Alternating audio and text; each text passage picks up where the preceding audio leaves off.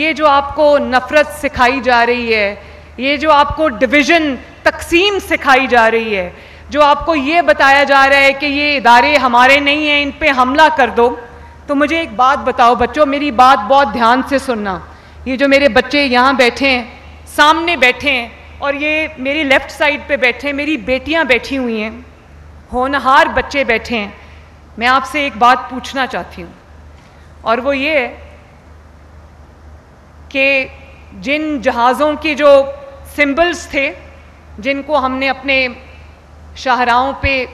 लगाया हुआ था लोगों को याद दिलाने के लिए कि वो फ़ज़ाइया के वो जहाज़ हैं जिन्होंने इस कौम को फ़ख्र करने का मौका दिया, उन्हीं जहाज़ों को ज़मीन बोस किया गया, उन्हीं जहाज़ों को आग लगाई गई, उन्हीं जहाज़ों को जलाया गया। और आज उसी फ़ज़ाइया ने, उसी पाकिस्तान एयर फोर्स ने, उन जहाज़ों ने, उन पायलट्स ने, उन फ़ज़ाइया के नौजवानों ने राफेल को मार गिराया, JF थंडर ने, माशाअल्लाह। और आपको पता है कि राफेल ऐसा जहाज़ है,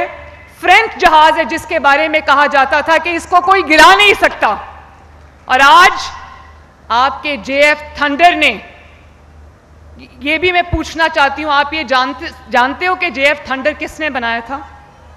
आवाज नहीं आई? यस। तो देखो आज अल्लाह ताला ने, उन्होंने जो अपने वतन के लिए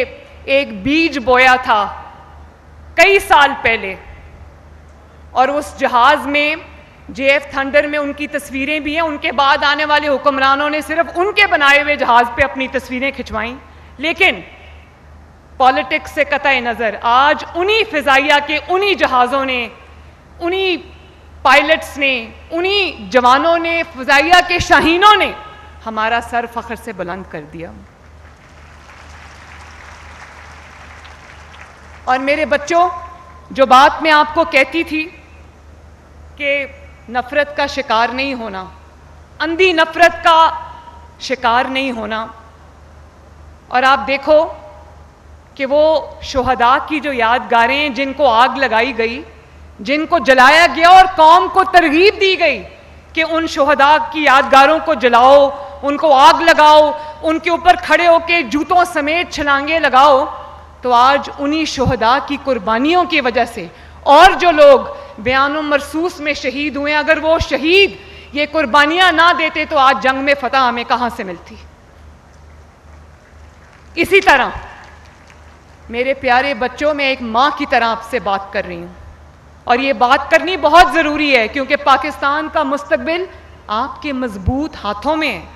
मेरा मुस्तकबिल, मेरे वतन का मुस्तकबिल आपके हाथों में। इस झंडे को आपने लेके चलना है, और जिस वर्दी को डंडे पे टांग के, आज ये बातें मुझे करनी पड़ी हैं क्योंकि ये दोनों एंगल्स मैंने आपको दिखाने हैं, क्योंकि आप मुस्तकबिल हो मेरा।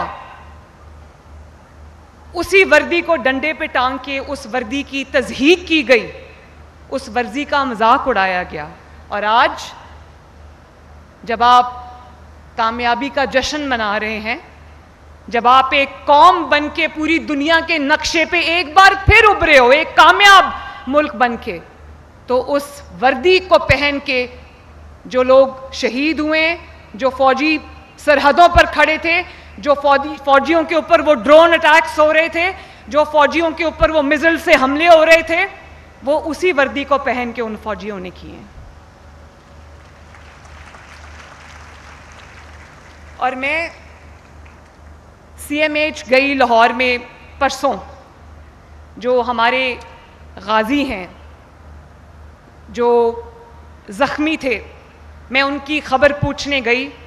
तो एक फौजी जवान मुझे कहता है उसके सर पे चोट लगी थी, तो मुझे कहता है कि मैंने कहा हमें आप पे फ़ख्र है कि आपने खुद की अपनी जान को मुश्किल में डाल के, अपनी जान को ख़तरे में डाल के आपने अपने वतन को फतह दिलवाई है,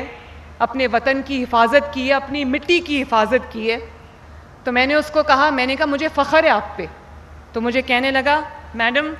अगर ये 100 जानें भी मेरे पास होती तो इस वतन के ऊपर कुर्बान कर देता।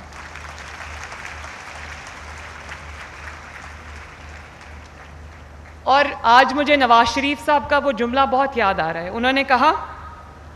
कि हम 9 मई वाले नहीं, हम 28 मई वाले लोग हैं। तो आज पूरी कौम ने बता दिया, आप सब ने बता दिया, आपके जोशो जज्बे ने बता दिया कि हम 9 मई वाले नहीं, हम 10 मई वाले लोग हैं, हम 28 मई वाले लोग हैं। और 28 मई 1998 को क्या हुआ था बच्चों, जरा मैं भी सुनूं। और आज देखो वो मुश्किल फैसला था। नवाज शरीफ साहब जब प्राइम मिनिस्टर थे 98 में, तो इंडिया ने जब धमाके किए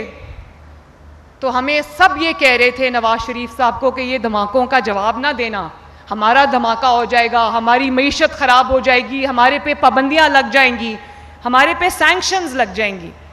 लेकिन नवाज शरीफ साहब ने कहा नहीं, आप लोग तब छोटे होगे या पैदा भी नहीं हुए होगे, और आपकी ज़िंदगी में शायद, क्योंकि आपकी उम्रें कम हैं, तो आपकी ज़िंदगी में शायद ये ऐसा पहली फतह पाकिस्तान की जिसको आज आप सेलिब्रेट कर रहे हो।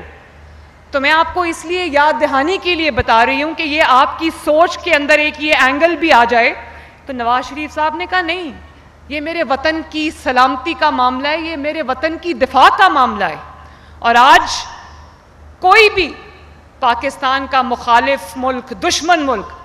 पाकिस्तान की तरफ आंख उठा के इसलिए नहीं देख सकता, उसको पता है कि पाकिस्तान एक एटमी ताकत है। आज